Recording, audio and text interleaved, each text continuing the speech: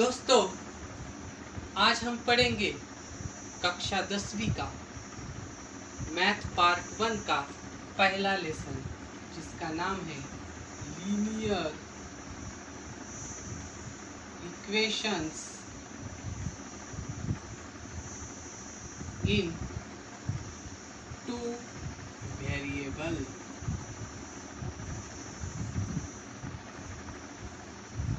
Math पढ़ना मतलब हमें बस उसके एग्जाम्पल सॉल्व करने आने चाहिए, ऐसा मतलब नहीं है दोस्तों। हमें उसे डिटेल में पढ़ना, हमें हर बात की जानकारी रखनी। अब देखिए, इस लेसन का नाम इतना बड़ा क्यों है? यहाँ पर कुछ वर्ड्स आए हैं। सबसे पहले मैं आपको बताना चाहूँगा कि ये जो वर्ड आया है ये है इक्वेशन। दूसरा जो वर्ड आया है ये आया है लीनियर। तीसरा जो वर्ड है वो आया है टू वेरिएबल।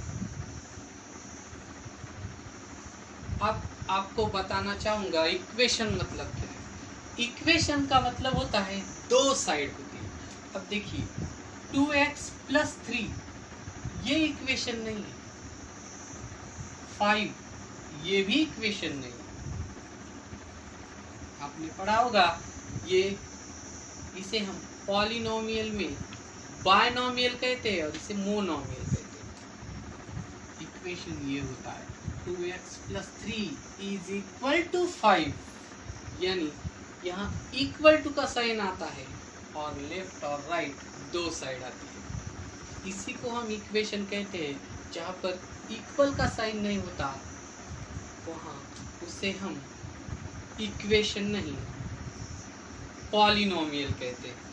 अब जो लीनियर, अब इक्वेशन में अगर ऐसा आ जाए x² + 5x = 3, तो ये लीनियर नहीं है, क्योंकि यहाँ पर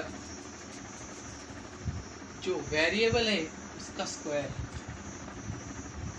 x³ + 2। पहली बात तो ये इक्वेशन ही नहीं है और x का क्यूब है। x + 3 = 8, ये है इक्वेशन और ये लीनियर भी है, क्योंकि यहाँ का वेरिएबल जो है उसका इंडेक्स 1 है। अब यहाँ पर भी इंडेक्स 1 है, पर हम ध्यान इसकी ओर नहीं इसकी ओर देंगे, क्योंकि ये डोमिनेंट है। यहाँ पर इसका पावर 2 है, इसका 3 है और इसका 1 है। इसे हम कहेंगे लीनियर। लीनियर यानी इंडेक्स 1 से बड़ा नहीं होना चाहिए, उसे हम लीनियर इक्वेशन कहते हैं। Two variable. अब दोस्तों बताइए, वेरिएबल मतलब मैथमेटिक्स में नंबर के साथ हम कुछ अल्फाबेट्स भी लेते हैं। जहाँ पर मैंने x लिया है, ये देखो x, ये वेरिएबल है। कहीं पर हम y भी ले सकते हैं, m भी ले सकते हैं, n भी ले सकते हैं। टू वेरिएबल मतलब x के साथ हमें और एक वेरिएबल लेना है। मतलब ये इक्वेशन भी है, इक्वल का साइन है, इसका पावर 1 है, इसीलिए लीनियर भी है। यहाँ पर वेरिएबल 2 है, इसीलिए ये इक्वेशन है टू वेरिएबल में। यही हमारे इस लेसन का मतलब है। अब अगर आपको मतलब समझ में आया है तो हम आगे बढ़ेंगे। अब ये जो एग्जाम्पल मैंने लिया है ये लीनियर इक्वेशन है, लेकिन इन 1 variable. Linear equation in 1 variable. अब इसको सॉल्व करने के लिए हमें किसी चीज़ की कोई ज़रूरत नहीं। हम 3 को उस साइड में लेंगे जो अपने 8वीं में सॉल्व किया है, 2 आ जाएगा, 2 को डिवाइड करेंगे, सॉल्व हो जाएगा। क्योंकि ये 1 वेरिएबल है। 1 वेरिएबल होने के कारण अगर हम एक इक्वेशन भी रखें तो सॉल्व कर सकते हैं। मगर दोस्तों, ये जो इक्वेशन है ये 2 वेरिएबल का है। इसे सॉल्व करने के लिए हमें 2 इक्वेशन की ज़रूरत होती है। इसीलिए हमें अगर सॉल्व करना है तो आपको, अगर ये इक्वेशन सॉल्व करने हैं तो आपको 2 इक्वेशन की ज़रूरत होगी। इसके बाजू में जो डिजिट होता है उसे कोएफिशिएंट कहा जाता है। यहाँ x का कोएफिशिएंट 2 है, y का 3 है और कांस्टेंट 6 है। यहाँ पर x का कोएफिशिएंट 1 है, y का कोएफिशिएंट 1 है और कांस्टेंट 5 है। अब इसे नाम लीनियर दिया है क्योंकि ये एक लाइन तैयार करता है।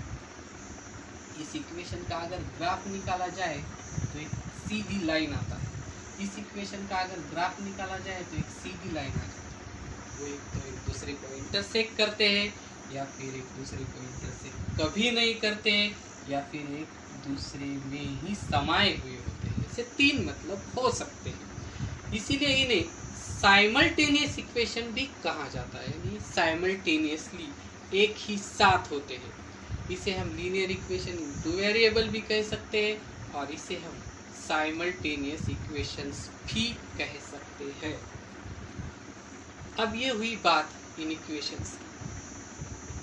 अब ये जो इक्वेशन है, ये इक्वेशन दो इंडेक्स हो जाने के बाद कारण इसे क्वाड्रेटिक इक्वेशन कहा जाएगा। ये भी हमें आगे पढ़ना है। ये क्वाड्रेटिक इक्वेशन, ये क्यूबिक इक्वेशन है। दोस्तों आपने पढ़ा देखा है, ये इक्वेशन इन 1 वेरिएबल है, इक्वेशन इन 2 वेरिएबल है, उसी तरह इक्वेशन 3 वेरिएबल में भी होता है। अगर हम इसे अगली कक्षा में यानी 11वीं 12वीं पढ़ेंगे जहाँ पर 3 वेरिएबल होते हैं।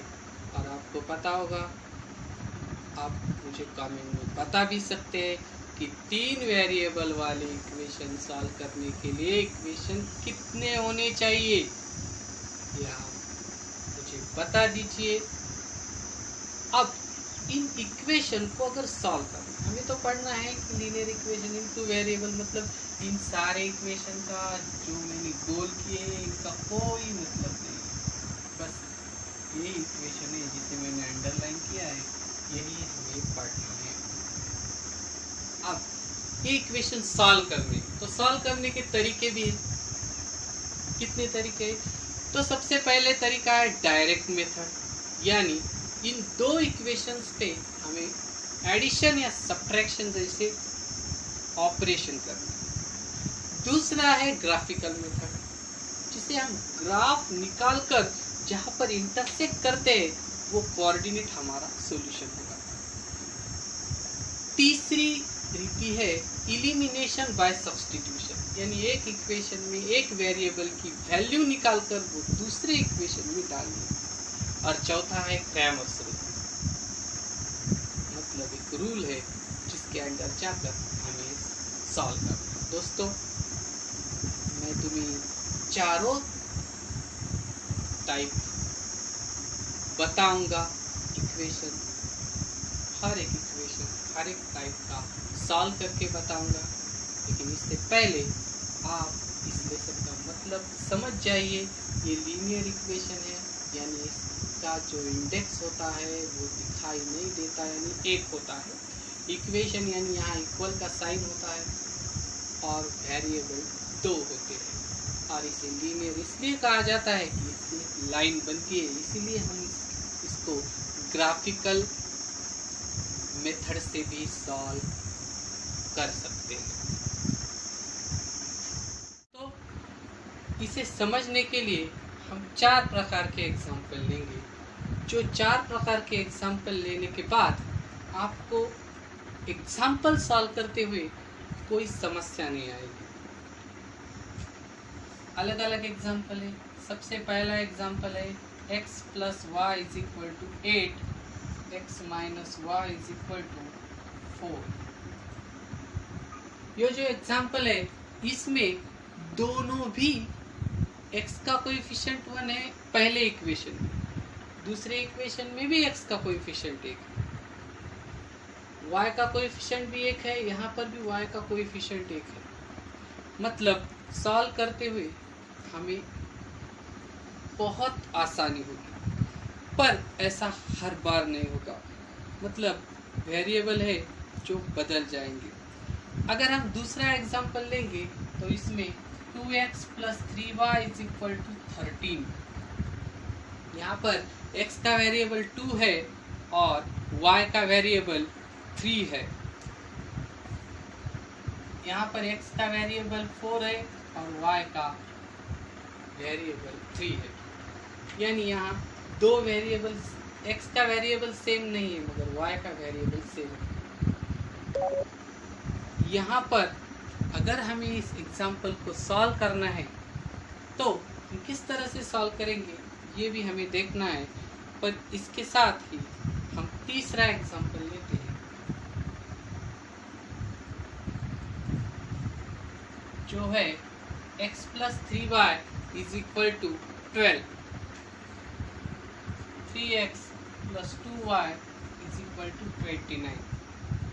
यहाँ पर कोई वेरिएबल सेम नहीं है, फिर भी x का वेरिएबल एक है, जो एग्जाम्पल इन दोनों एग्जाम्पल की तुलना में आसान बनाता है। और जो चौथा एग्जाम्पल है, यहाँ पर हम लेंगे 2x + 5y = 12, 3x + 4y = 14। अब ये एग्जाम्पल सॉल्व करें। यहाँ पर दोनों वेरिएबल के दोनों कोएफिशिएंट सेम है, यहाँ पर दोनों वेरिएबल के एक एक कोएफिशिएंट अलग अलग है, एक एक सेम है। यहाँ पर एक भी सेम नहीं है, फिर भी x का कोएफिशिएंट एक होने के कारण ये थोड़ा आसान है, मगर यहाँ पर x का वेरिएबल अलग है, y का वेरिएबल भी अलग है। हमें इसे सॉल्व करना है डायरेक्ट मेथड से, यानी हमें एक तो एडिशन का ऑपरेशन करना है या फिर सब्ट्रैक्शन का। दोस्तों ये कैसे तय करेंगे कि एडिशन का ऑप्शन यूज करना है या सब्ट्रैक्शन का? बहुत आसान है। अगर दो इक्वेशन के वेरिएबल जो सेम है, हमें जो निकाल देने हैं, डायरेक्ट मेथड में हमें क्या करना होता है, एक वेरिएबल को निकालना पड़ता है और दूसरे की वैल्यू निकालनी पड़ती है। वो दूसरे की वैल्यू यूज करके बचे हुए वेरिएबल की वैल्यू सॉल्व करनी पड़ती है। अब समझो, हमें अगर y को निगलेक्ट करना है तो y चला जाएगा, हमें x की वैल्यू मिलेगी। x की वैल्यू अगर y में रखें इस इक्वेशन में तो y की मिल जाएगी। मतलब किसी एक को हटाना है, x को या y को। अब यहाँ पर हमारे पास दो चॉइस है, x भी है और y भी है, क्योंकि दोनों के कोएफिशिएंट सेम है, हम किसी को भी हटा सकते हैं। अगर हमने तय किया कि हमें x को हटाना है तो x और x दोनों के साइन जो है वो सेम है। हमारे पास दो ही ऑप्शन है, एडिशन और सब्ट्रैक्शन, दो ही कर सकते हैं। अगर हमने एडिशन किया तो x x में ऐड हो जाएगा और 2x बन जाएगा, यानी x नहीं हटेगा। ये y और y अपोजिट साइन के साथ कैंसिल होगा, y हट जाएगा। यानी हमने अगर एडिशन की तो y हट जाएगा। इसका मतलब अगर साइन अपोजिट है और उसे हटाना है तो हमें एडिशन करना है, और अगर हमें x को हटाना है तो हमें सब्ट्रैक्शन करना होगा। अगर हमने सब्ट्रैक्शन किया तो ये जो दूसरा इक्वेशन है इसके साइन चेंज हो जाएंगे। आपको कंफ्यूजन होगा अगर मैं ये सारे इक्वेशन सामने रख के कुछ बताऊँ। मैं एक एक एग्जाम्पल आपको सॉल्व करके बताता हूँ। अब हमें किस ढंग से एग्जाम्पल को सॉल्व करना है ये भी जान लीजिए। एग्जाम्पल सॉल्व करते समय हमें सबसे पहले हमने इसे सॉल्व करना शुरू किया है ये दिखाना पड़ेगा, इसलिए हम यहाँ लिख देते हैं सॉल्यूशन, और हम इसके बाद में लिखेंगे गिवन इक्वेशंस।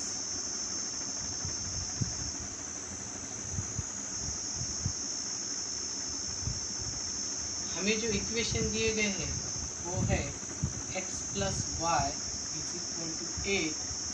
हम इसे देंगे एक नंबर। दूसरा है x - y = 4। हम इसे देंगे 2 नंबर। बस हमने क्या किया है, सॉल्यूशन लिखा है और उसके साथ लिखा है कि दो इक्वेशन कौन से हैं। x plus Y is equal to 8, x minus Y is equal to 4। सबसे पहले हमें तय करना है कि हम इसके साथ कौन सा ऑपरेशन करेंगे। ऑपरेशन करना इसलिए सोचते हैं क्योंकि वेरिएबल के जो कोएफिशिएंट है वो सेम है, हमें ज़्यादा कुछ करने की ज़रूरत नहीं होती। अगर वेरिएबल सेम नहीं होते तो क्या करना है, हम दूसरे एग्जाम्पल में पढ़ेंगे। अब हमें डायरेक्ट ऑपरेशन निश्चित करना है कि एडिशन करना है या सब्ट्रैक्शन करना है। दोस्तों आपको किसे हटाना है, x को या y को? पहले y को ही हटा देते हैं। y को अगर हटाना है तो y का साइन देखना पड़ेगा, क्योंकि इसका कोएफिशिएंट सेम है, ज़्यादा सोचने की ज़रूरत नहीं है। इस y का जो साइन है उसके लेफ्ट साइड में होता है, x का साइन इसके लेफ्ट साइड में जो है नहीं, दिखाई नहीं देता, वो प्लस है और इसका भी प्लस है। इस y का जो साइन है वो प्लस है और इस y का जो साइन है वो माइनस है। अगर इसे हटाना है तो हमें एडिशन करनी होगी। ध्यान में रखिए दोस्तों, जिस वेरिएबल को हम हटा सकते हैं यानी कोएफिशिएंट सेम है, उस वेरिएबल को हटाते समय हमें उसका साइन देखना चाहिए जो कि उसके बाजू में होता है। अगर वो अपोजिट साइन है तो एडिशन करें, अगर वो सेम साइन है तो सब्ट्रैक्शन करें। हम एडिशन करेंगे, adding equation 1 and equation 2। Shortcut में आप इसे ऐसा भी लिख सकते हैं, इक्वेशन 1 प्लस इक्वेशन 2, ये दोनों में से कुछ भी लिखें। अब हम इसकी एडिशन करने के लिए इसे एक के नीचे एक लिख देंगे। अब हमें एडिशन करनी है। एडिशन करते समय कोई साइन चेंज नहीं होता, साइन चेंज होता है सब्ट्रैक्शन के समय। हम इसकी एडिशन करनी है। अब ये एडिशन जैसे हम बचपन से करते आए हैं, 8 का साइन भी प्लस है, कुछ भी नहीं है मतलब प्लस है। 4 का भी साइन प्लस है और आपको पता है प्लस प्लस प्लस ही होता है, यानी एडिशन होती है। 8 और 4 की एडिशन हुई 12, ये इक्वल का साइन इसके नीचे आ जाएगा। अब ये तो हमने नहीं पढ़ा है कि अल्फ़ाबेट्स की एडिशन कैसे होती है। अल्फ़ाबेट्स की एडिशन वैसे ही होती है जैसे नंबर की। अगर आया 4y प्लस 3y तो नंबर की एडिशन करेंगे 7 और लिख देंगे y। उसी तरह यहाँ पर y एक है और एक y, पर साइन अलग है, प्लस और माइनस, माइनस हो जाएगा। प्लस y से माइनस y निकल गए तो ये कैंसिल हो जाएंगे, पर ये x का साइन भी प्लस है और ये x का साइन भी प्लस है। ये x और ये x, 1x और एक 1x हो गए 2x। जैसे हम देखेंगे एक पेन और एक पेन हो गए 2 पेन, उसी तरह एक x और एक x हो गए 2x। 2x is equal to 12। आपको पता है जो मल्टीप्लिकेशन में होता है वो डिवीजन में जाता है। इसका आंसर आ गया 6, यानी x की वैल्यू आ गई 6। अब हमें y की वैल्यू निकालनी है, तो इसमें किसी भी एक इक्वेशन में 1 में या 2 में रख दीजिए।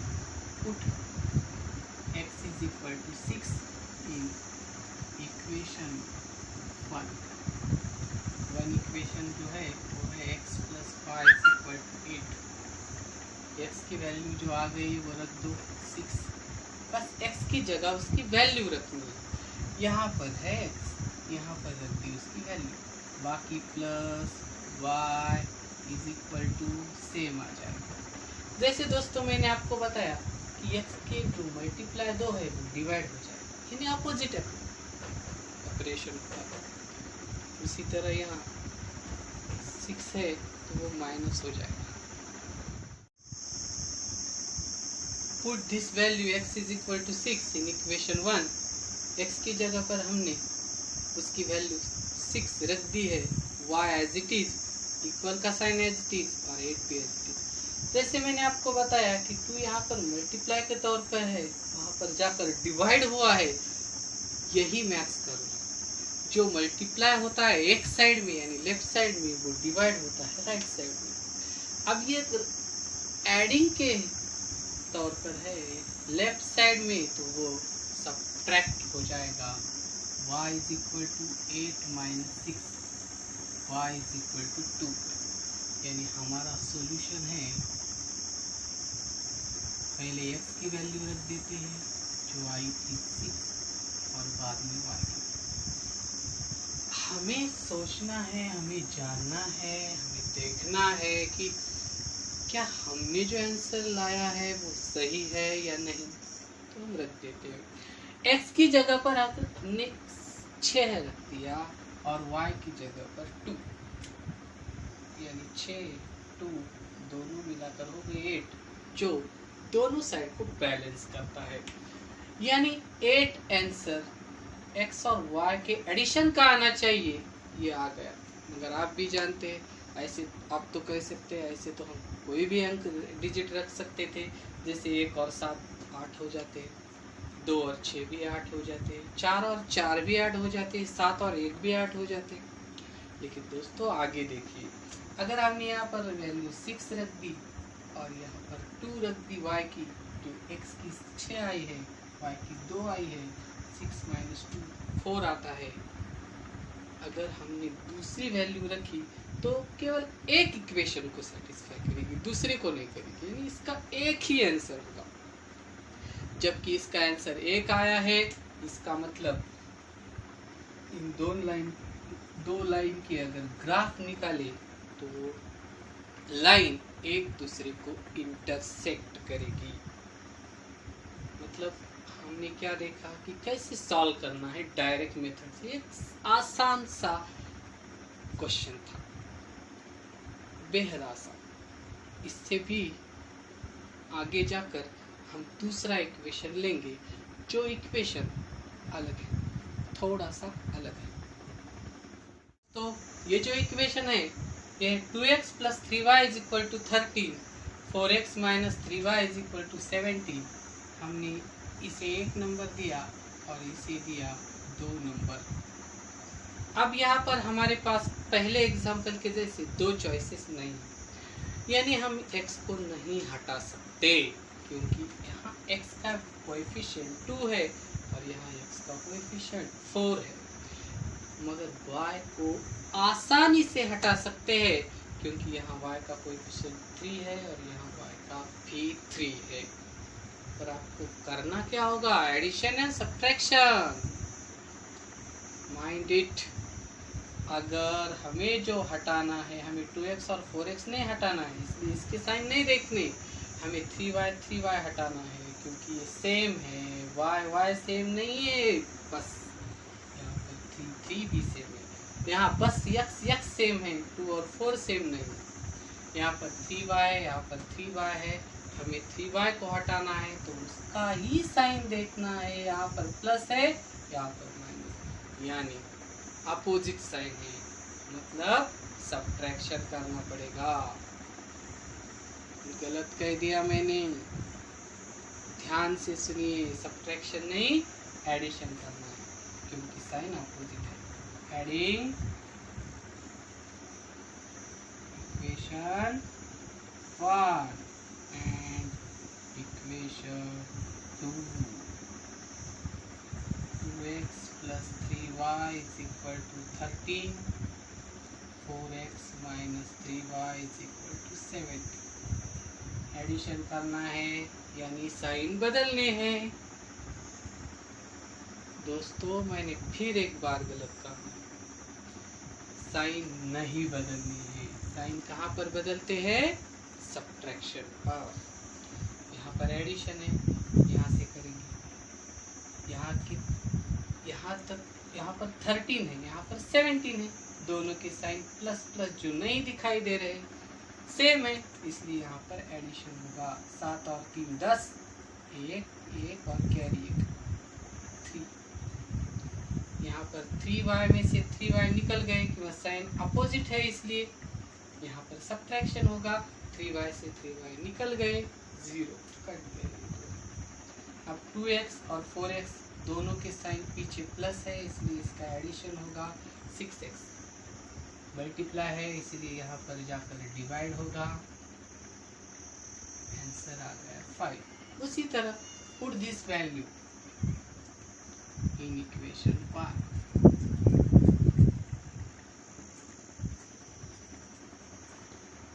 अब 1 आसान है 2 की तुलना में, इसीलिए 1 में रख दीजिए।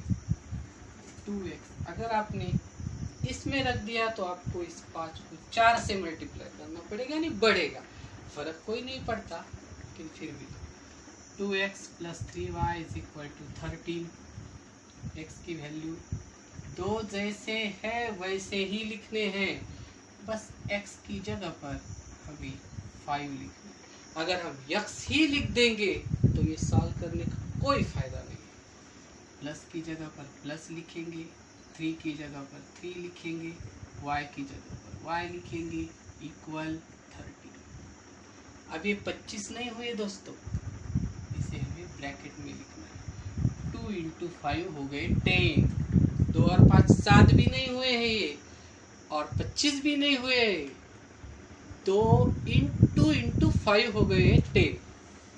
ये 3y 30, ये 10 वहाँ पर जाकर माइनस हो गई, सब्ट्रैक्ट हो गई, क्योंकि यहाँ पर एडिशन में थी। 3y इज इक्वल टू आ गए 3, y इज इक्वल टू ये 3 मल्टीप्लाई थे इसलिए डिवाइड हो गए। 3 1 जा 3। सॉल्यूशन पहले x आ गया 6 5 y 1, ये हो गया सॉल्यूशन। चेक करेंगे, x की जगह पर 5 रख दो, y की जगह पर 1। 2 5 जा 10, 3 1 जा 3, 10 प्लस 3 30, यहाँ पर 5 रख दो। 4 5 जा 20, 3 1 जा 3, 20 माइनस 3 70। ये हो गया दूसरा इक्वेशन, पर ये बेहद आसान थे। अगला जो इक्वेशन है वो इतना आसान नहीं होगा जितने 2 आसान थे, इसलिए हम उस इक्वेशन को भी सॉल्व करेंगे।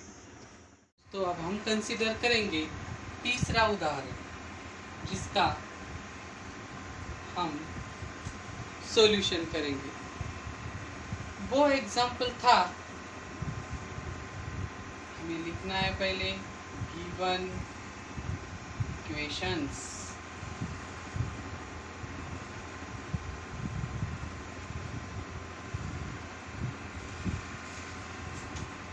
जिसमें से वो इक्वेशन है x plus 3y is equal to 12, जिसको हम 1 नंबर देंगे, और दूसरा है 3x plus 2y is equal to 29, इसको हम 2 नंबर देंगे। अब दोस्तों यहाँ पर ऐसी बात है कि ना y का कोएफिशिएंट कांस्टेंट है ना x का कोएफिशिएंट कांस्टेंट है, फिर भी हम इस एग्जाम्पल को सॉल्व कर सकते हैं। अब कैसे हम इस एग्जाम्पल को सॉल्व करेंगे ये आप देखिए। हम डायरेक्ट एडिशन और सब्ट्रैक्शन का ऑपरेशन नहीं कर सकते, हमें इसके लिए सबसे पहले इन इक्वेशन में कोई एक सेम करना पड़ेगा। अब हमारे पास कौन सी चॉइस है देखते हैं। यहाँ पर x है यानी 1, और यहाँ पर है 3x यानी 3, और यहाँ पर है 3y यानी 3, यहाँ पर है 2y यानी 2।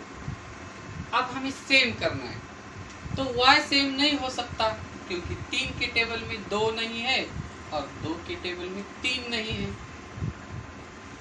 और 1 के टेबल में 3 है, 3 के टेबल में 1 नहीं, पर 1 के टेबल में 3 है।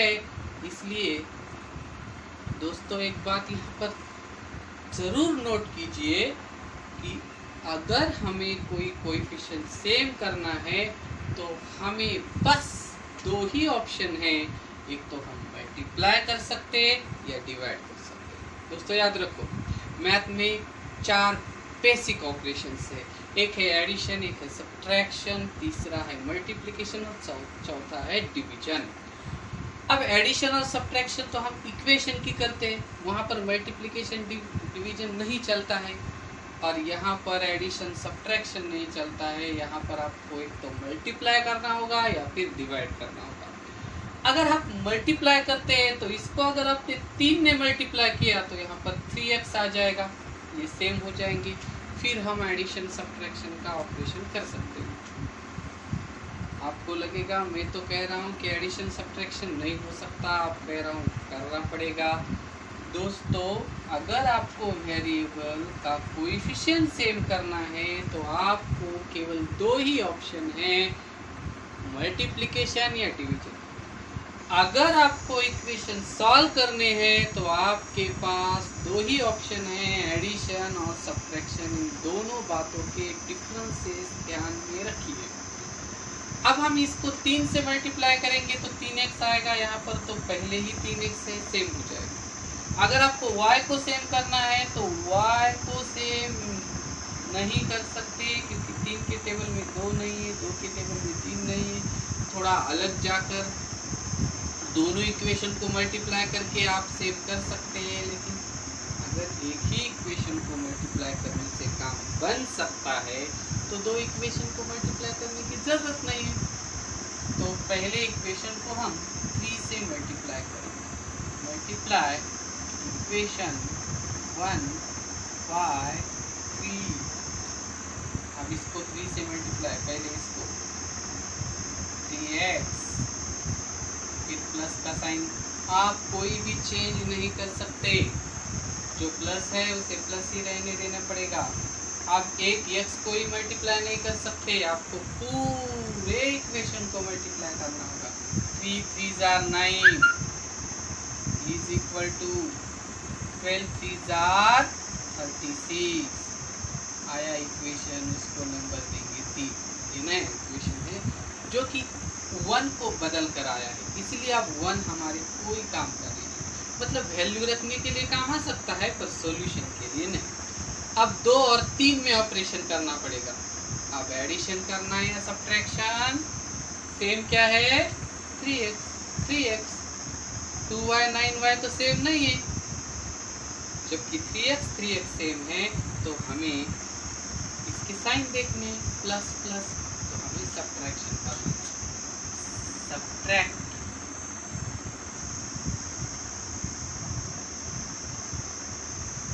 Equation 3 from equation 1 2। 3 पहले लिखना है, 3 बाद में लिखना है, क्योंकि हमने लिखा है सब्ट्रैक्ट इक्वेशन 3। इक्वेशन 3 सब्ट्रैक्ट करना है 2 में से। 3x + 2y = 29, ये रहा 2, और दूसरा है 3x + 9y = 36, ये है 3। अब हमें इसका सब्ट्रैक्शन करना है। अब यहाँ एक बात ध्यान में रखो दोस्तों, सब्ट्रैक्शन में साइन चेंज होते हैं, लेकिन ऊपर के इक्वेशन के नहीं। जो सब्ट्रैक्ट करना है उसके, हमें सब्ट्रैक्ट इक्वेशन 3 करना है, इसलिए हम इक्वेशन 3 के साइन चेंज करेंगे। चेंज करना मतलब अगर प्लस है तो माइनस, माइनस है तो प्लस। अब इसका साइन प्लस है, कुछ भी नहीं है मतलब प्लस। यहाँ पर माइनस कर दिया, यहाँ पर प्लस है माइनस कर दिया, यहाँ पर प्लस है माइनस। अब नए साइन, इसके जो प्लस है इसका माइनस है। अब ये प्लस 29 में से 36 माइनस करना है, जो कि नहीं हो सकता, इसीलिए 36 से 29 माइनस करना है। 36 से 29,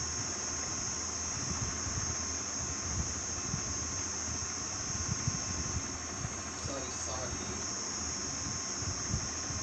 16 में से 9 गए 7,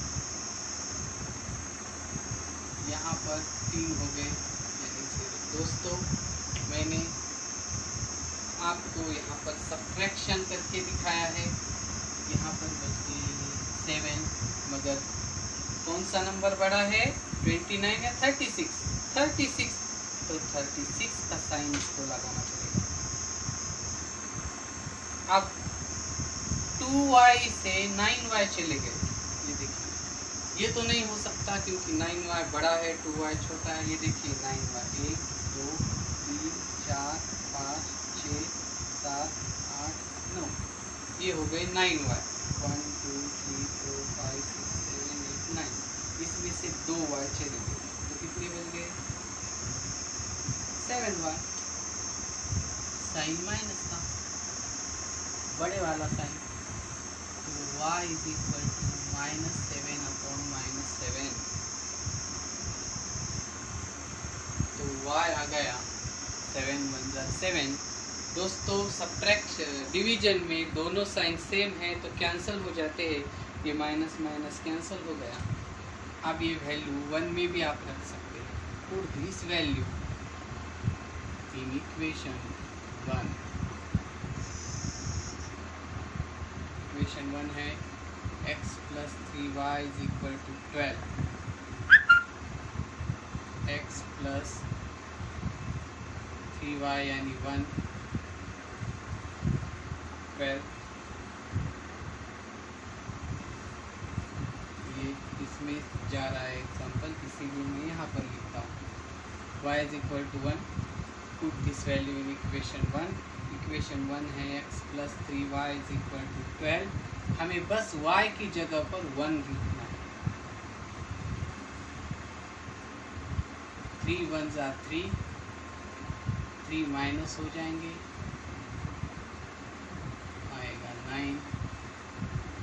सॉल्यूशन है 9,1। अब देखिए एग्जाम्पल आंसर करेक्ट है या नहीं। x के जगह पर 9 रख दीजिए, 9, y की जगह 1, 3 1 जा 3। ये हमारा लास्ट एग्जाम्पल, इसको हम सॉल्व करते हैं। यहाँ पर 2x है और यहाँ पर 3x है, यहाँ पर 5y है और यहाँ पर 4y, दोनों 14 14 है। आपको लगेगा ये 14 14 माइनस करने के बाद आपको आंसर आएगा, तो वो भी हो सकता है, लेकिन हमारी जो मेथड है वो मेथड जनरल है और ऐसे पर्टिकुलर एग्जाम्पल के लिए मेथड अगर सिखाई गई तो वो सारे एग्जाम्पल को अप्लाई नहीं हो सकती। इसीलिए हम पहले x y का कोएफिशिएंट जो भी आसान हो उसका सेम करते हैं। अगर हम x का कोएफिशिएंट सेम करते हैं तो 2 यहाँ पर 3 आना चाहिए, क्योंकि यहाँ पर 3 है, और 2 को किसी भी नंबर से मल्टीप्लाई करो 3 नहीं आता, नेचुरल नंबर से या फिर इंटीजर से। अगर आप फ्रैक्शन से करेंगे तो आ जाएगा, लेकिन ये और भी कठिन उदाहरण हो जाएगा। इसीलिए आप क्या करेंगे, इसके बारे में सोचेंगे। यहाँ पर 2 ला सकते हैं, 3 को किसी भी इंटीजर या नेचुरल नंबर से मल्टीप्लाई करने पर, होल नंबर से मल्टीप्लाई करने पर 2 नहीं आएगा। तो ऐसा नंबर खोजना पड़ेगा जो दोनों के टेबल में है, और ये आसान है। इस नंबर को इस नंबर से मल्टीप्लाई करना, 2 3 जार 6, 3 2 जार 6, मतलब इसको अगर 3 से मल्टीप्लाई करेंगे तो 6x आएगा, इसको अगर 2 से मल्टीप्लाई करेंगे तो 6x आएगा। हमारा मतलब क्या है कि कोएफिशिएंट सेम होना चाहिए, बस। तो हम इक्वेशन 1 को 3 से और इक्वेशन 2 को 2 से मल्टीप्लाई करेंगे। इसको 3 से, 3 2 जार 6, 3 5 जार 15, 3 14 3 जार 40। इसको 2 से 6x plus 8y is equal to 28।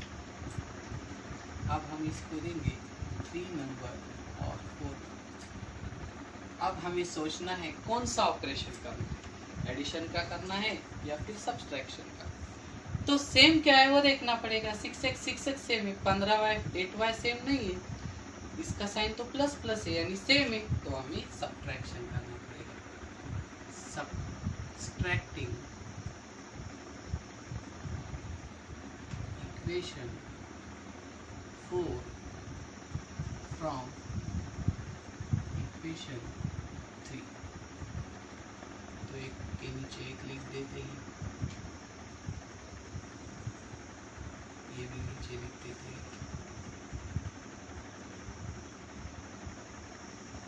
Sign change कर देते हैं, इसका प्लस है माइनस, इसका प्लस है माइनस, इसका प्लस है माइनस।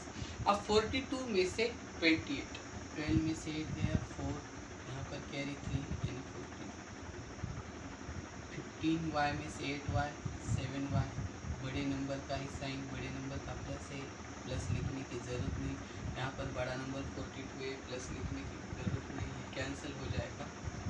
तो फिर y इज इक्वल टू आएगा 14/7, y इज इक्वल टू 2।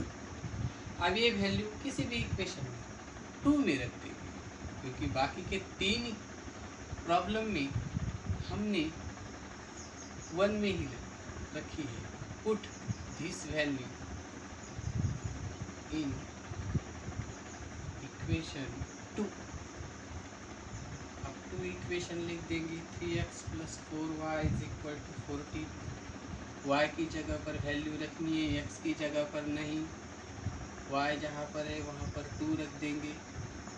देखिए 3x x plus 4 as it is, y की जगह पर 2 इक्वल टू ये बाकी सब एज इट इज़ है। 3x 8 is equal to 14। अब y नहीं आना चाहिए, 8 वहाँ पर माइनस होगा तो वो आएगा 6, और अगर 6 को 3 से मल्टीप्लाई करेंगे तो आएगा 2, यानी हमारा सॉल्यूशन होगा 2,2।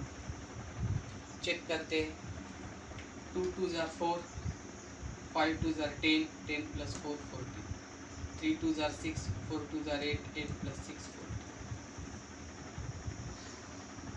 अब अगले लेक्चर में हम प्रैक्टिस सेट 1.1 सॉल्व करने की कोशिश करेंगे।